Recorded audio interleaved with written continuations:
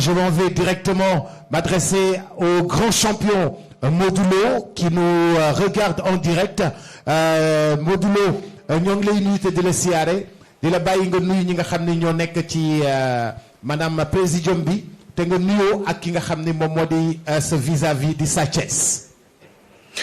waaye di Boubsou maa ngi lay nuyu di nuyu ñu ma jàkkaarloo ci plateau bi yëpp di ci jiital directrice Canal Plus au Sénégal di nuyu président fédération Bira Sène bi ñu jàkkaarlool nuyu Aziz Ndiaye boobu ma jàkkaarlool di nuyu Buzz Pro bu baax di nuyu suma adversaire Sa Thiès di nuyu daal assistance bi toog foofu yëpp di ñu seetaan vraiment di am contentement toog pour ñu signer benn convention muy diggante lutte sénégalais ak Canal Plus Sénégal wala Canal Plus Afrique vraiment di kontaan ci loolu bu baax a baax di wax yokkute la bu rëy ci làmb parce que mën nañ ne seen Afrique ñu bari xam nañ lutte mais tey dafay yegg beneen dimension muy 48 pays d'Afrique di ko seetaan maanaam beneen dimension la daal bu nga xam ne jéego bi nga xam ne lutte mu ngi koy jël.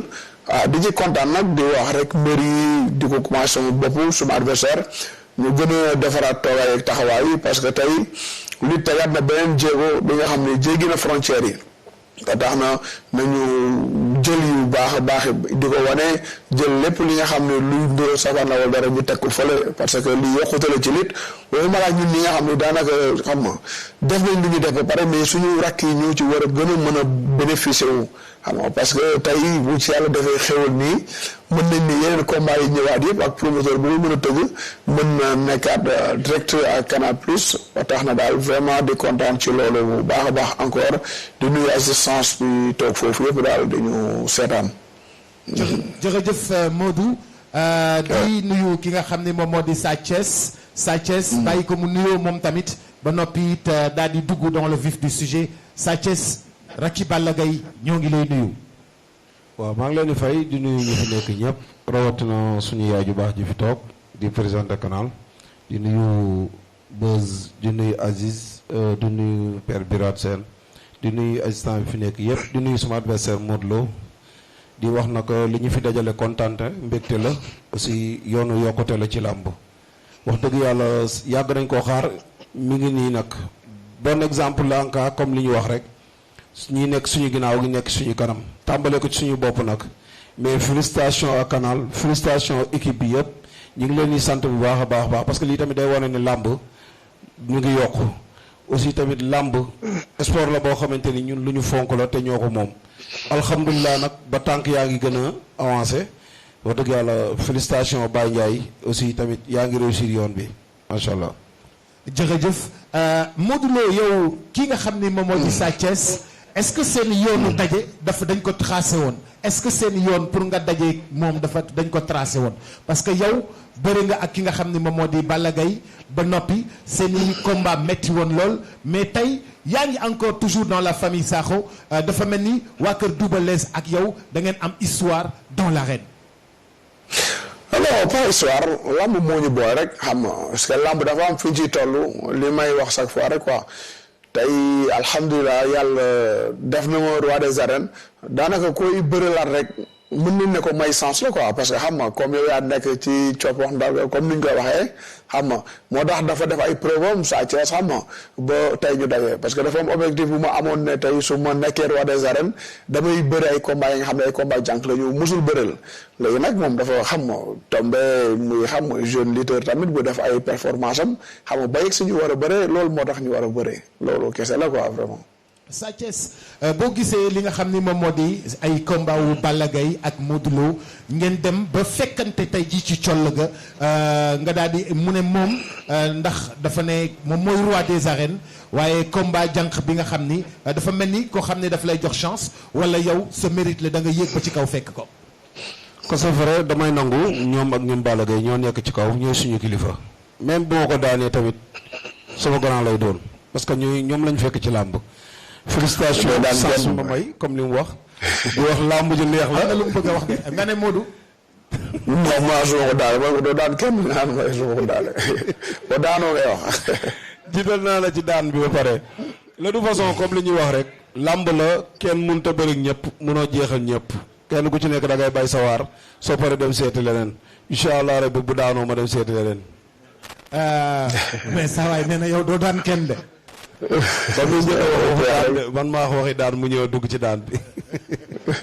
non dama xam ne tey bii ay daanante rek quoi daan bi la 5 kilo te daa la ko daan incha allah. Arabaay fan ko daa neex. dégguma Sa Thiès nga ne ko. fi mu nekk neex rek waaye moom ñëw fii. non mais naqare la ñu Modou da nga nekk ci entraînement fi nga xam ni foofu nga nekk noonu. da nga nekk ci préparation. yooyu préparation moo fi di xam nga d'habitude sama combat yi bari damay génn mun naa am 3 sama 3 derniers combats yi génn ma mais surtout sax préparation yi may def ci corps su ma jumul bi mooy 4e fois wala yooyu noonu may préparer combat ci corps quoi te yooyu yëpp damay génn xam nga parce que corps moom maanaam affaire yi day xaw a changé xam nga horaire yi nelaw yi ak yooyu noonu moo tax sometimes génn xam nga nekk ci préparation yi mooy gën a yomb ci man quoi moo loolu moo tax ma génn ñëw yeggali fii préparation yi incha allah ci loolu lañ nekk. Sa Thiès moom il est allé se préparer à l'étranger yow da ngaa toog fii dafa mel ni koor gi sonalu la. non koor gi sonalu moom moo ragal koor moom mi daw fii dem foofu mais noonu la nekk ci xam nga ndax bëgg nañ tamit bu ñu sumee ko ñu xam ni la nga taxoon nga jóge fii dem foofu jar na ko man it li ma rese fii di la waajal jar na ko kontaan naa daal foofu yàlla na sa forme gën a baax ci forme yi ngay andi te jël bi ma lay daal yàlla na gën a rëy macha allah. may leen ma invité. aussi di ko baalu àq ci weeru sell bi waaw ma di baalu àq Sénégal monde entier ndax ñi ngi wax nag mais dañoo jiw ci loolu. baal ma àq ci weeru sell bi aussi tamit lépp loo xamante ni def naa la ko waxuma wax la ko te neexu la maa ngi la koy jéggalu sëf daan bi la. baal naa la baal ma yàlla na yàlla boole baal xam comme li nga wax rek loolu la ñu waroon ciitoo xam nga puisque dañu nekk ci mois bu sacré muy mois de Ramadan xam nga di ci baalu ak ñëpp rek di leen baal di wax yàlla na yàlla boole baal tam nangul ñu suñu koor ci am yàlla yëpp te jégal ñu tamit suñu bàkkaar quoi vraiment. Je vous laisse sans repérage. Restez avec nous, Modulo. Je vais inviter Monsieur Malick Thiandoum, journaliste. Monsieur Malick Thiandoum, comment est-ce que vous vivez ces moments intenses de combat royal qui se prépare? Modulo est de l'autre côté, en direct depuis son lieu d'entraînement. Et Sa Thiès est avec nous. Et Canal+ nous met sur orbite la lutte sénégalaise. Merci beaucoup, Didier. Bonjour à tout le monde. Alors je dirais tout simplement que nous sommes en train de vivre un moment historique, un moment qui restera à jamais gravé dans les annales de la lutte sénégalaise.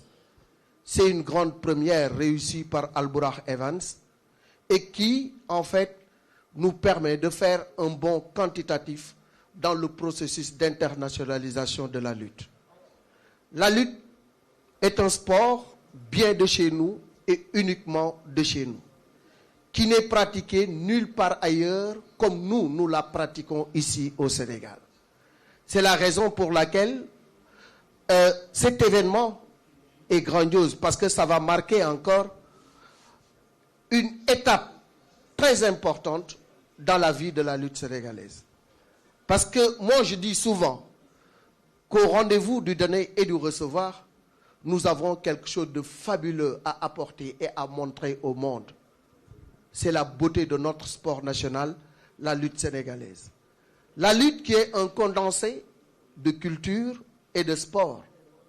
Et le volet culturel est justement quelque chose de fabuleux et de fondamental que nous pouvons montrer aux autres. Si ce n'était que l'aspect sportif, Canal se limiterait à montrer des combats de MMA, des combats de boxe, des combats de sumotori, des combats d'arts martiaux, etc. Mais Canal sait que la lutte sénégalaise a quelque chose de formidable, a quelque chose de phénoménal que nous pouvons offrir au monde. Nous avons quelque chose que les autres ont envie de découvrir. C'est pas Modulo et Sa Thiès qui se donnent des coups qui intéressent les autres. Mais c'est tout cet arsenal culturel, cette richesse culturelle qu'il y a autour de la lutte qu'il faut promouvoir. Parce que Sa Thiès qui vient avec justement les rythmes de la Casamance, démontre encore une fois que lui, il va venir avec sa culture. La culture de Feu Double Less, la culture de Fodé Doussouba, la culture de ceux-là qui ont marqué les annales de la lutte au niveau de la Casamance. Mais Modulo, qui est du Cayor, va venir avec les rythmes du Cayor.